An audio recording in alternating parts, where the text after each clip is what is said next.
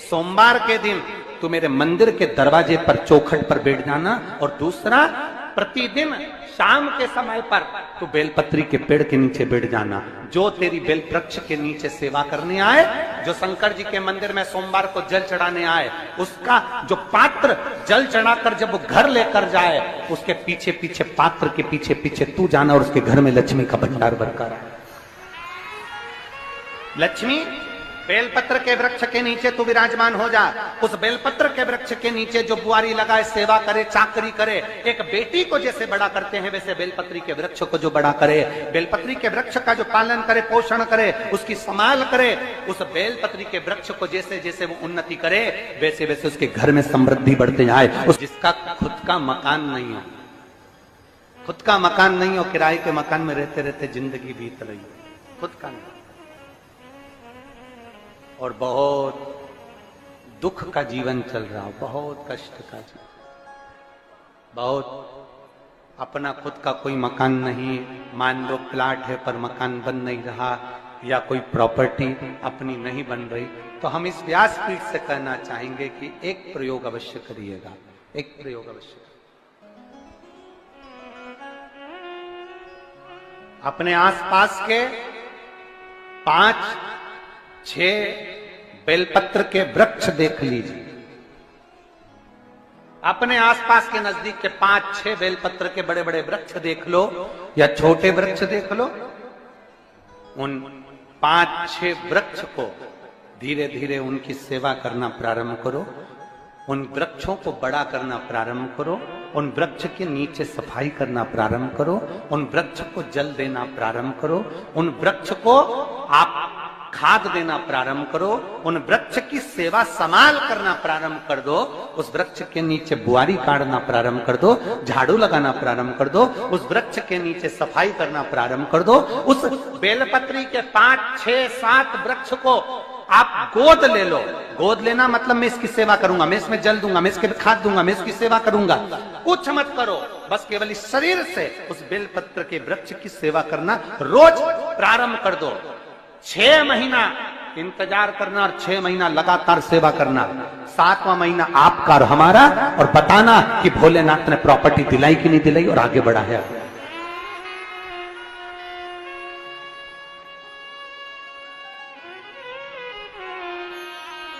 एक बेलपत्र का वृक्ष जिसके नीचे माता लक्ष्मी विराजमान होती है, एक बेलपत्र के वृक्ष के नीचे लक्ष्मी रहती है। दुनिया के लोग कहते हैं लक्ष्मी जी का दिन कौन सा है, बोलो जम के जल्दी से। शुक्रवार। दुनिया के लोग कहते हैं लक्ष्मी जी का दिन शुक्रवार है, पर माता लक्ष्मी से पूछा जाए कि तुम्हारी माता ख्याति देवी नारायण भगवान के साथ तुम्हारी शादी नहीं कर रही थी, शंकर को लक्ष्मी दे रही थी, तब तुमने भगवान शंकर से विनती करी, भोले बाबा मैं नारायण से प्रेम करती हूँ, भगवान नारायण से मेरा विवाह हो। तो माता ख्याति देवी से शंकर भगवान ने विनय कर कर कहा कि लक्ष्मी जी का विवाह नारायण के साथ कर दिया जाए।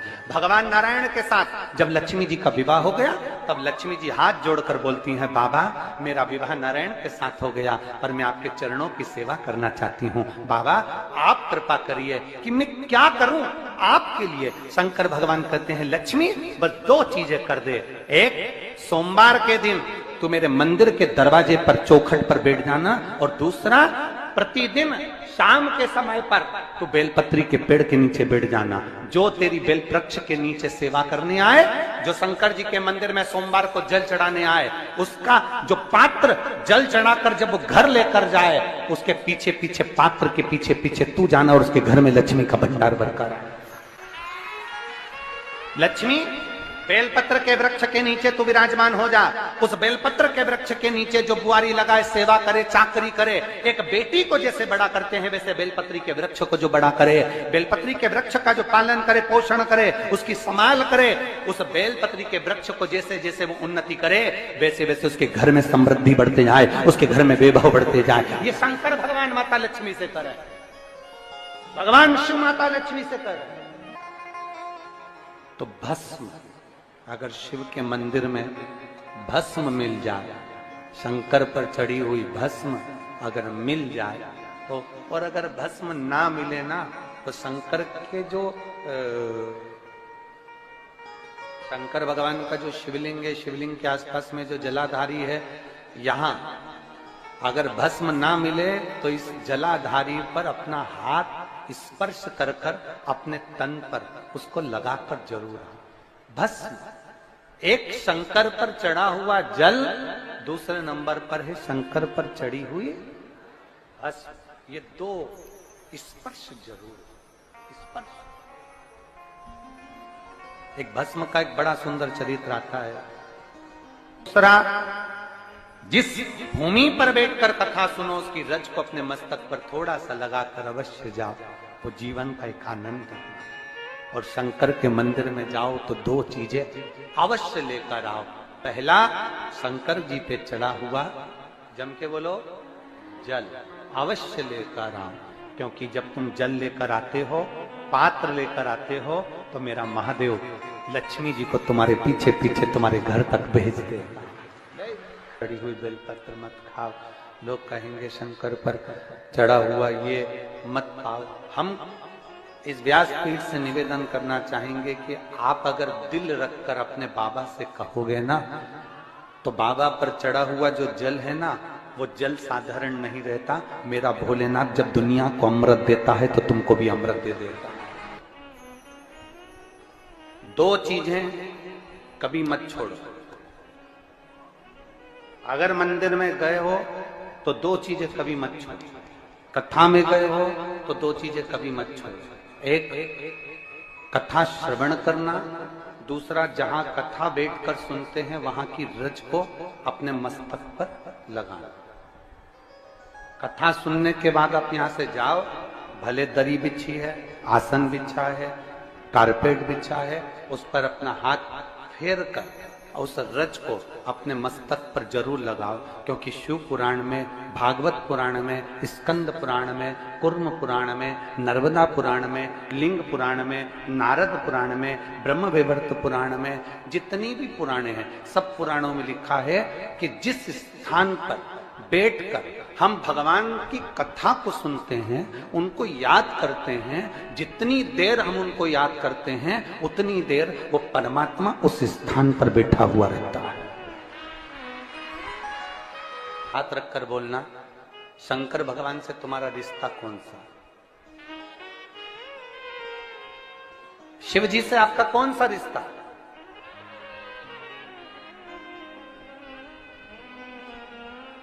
शंकर भगवान को आप क्या मानते हो? हमने आपको एक संबंध बताया था कि सीहोर कुबेरेश्वर धाम आपका मायका है, तो हम आपके भाई हैं, तो शंकर भगवान आपके पिता हैं, आपके बाप हैं, आपका बाबा है, आपका दादा है।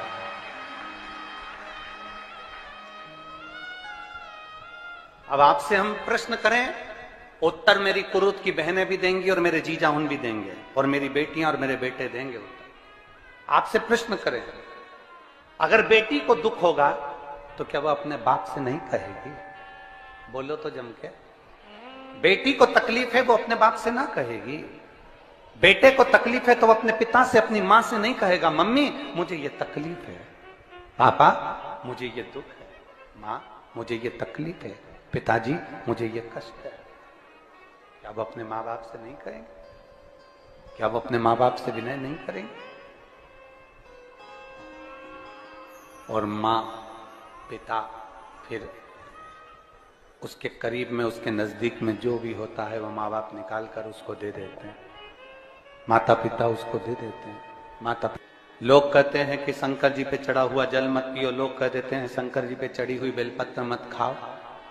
कोई इस बहन से पूछे, सुनीता सोनी से, कि शंकर पर चढ़े हुए जल से उसकी गांठ जो डबल से उसके शरीर में आ गई थी वो समाप्त हो गई, तो जरा विश्वास करिएगा कि एक बेटी अपने माँ बाप से ही तो कहेगी, और बाप के पास में जो होगा वही तो अपनी बेटी को देगा दुख को मिटाने के लिए।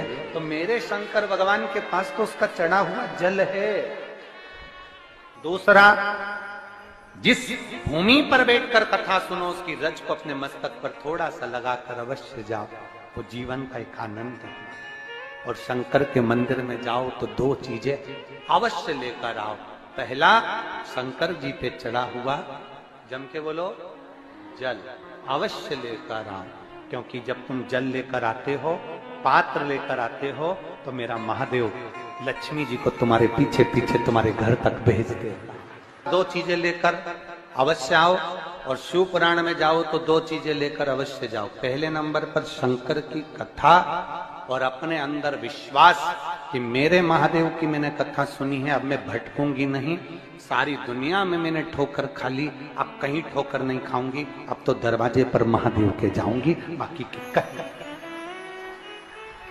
दूसरा, कथा में बैठी हूं बाबा के इस रज को, ये रज नहीं है, ये धूल नहीं है, ये मेरे बाबा के कैलाश 12 ज्योतिर्लिंग का चंदन है, इसको मस्तक चढ़ाऊंगे अपने हृदय से।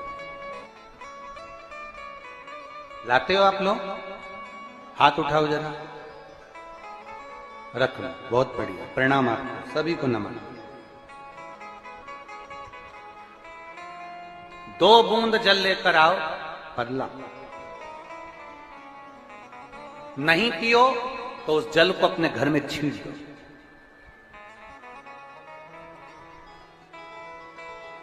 नहीं पी सकते, उस जल को छींट दो। सारे घर के लोग नहीं पी रहे, उस जल को मटके में डाल दो, हंडे में डाल दो। 2 बूंद जल हंडे में डाला, सब पी गए। आपको अलग अलग किसी को देने की जरूरत नहीं पड़ती, किसी को नहीं। हंडे में डाल दो, मटके में डाल दो, सब उस पानी को पीना प्रारंभ।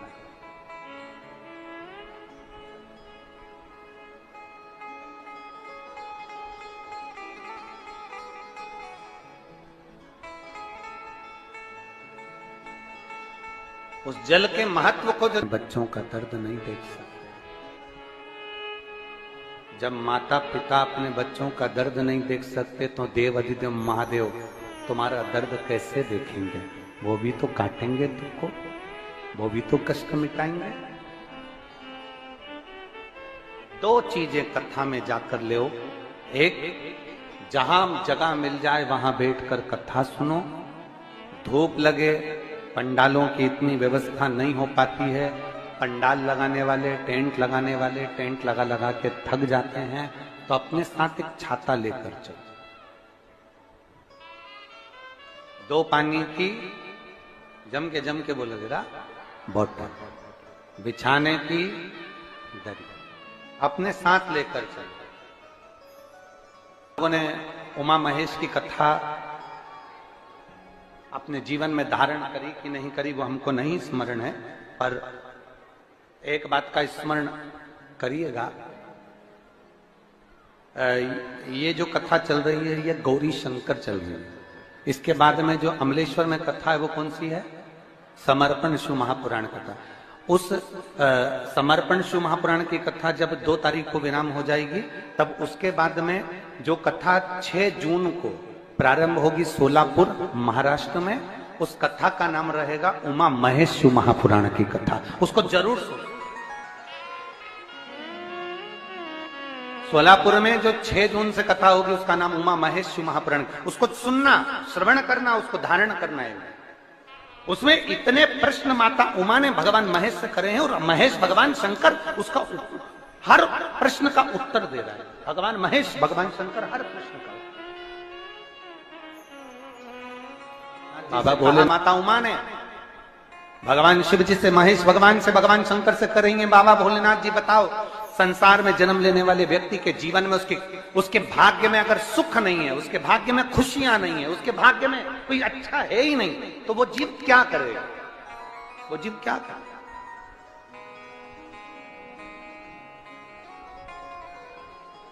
भगवान शंकर कह रहे हैं, पार्वती,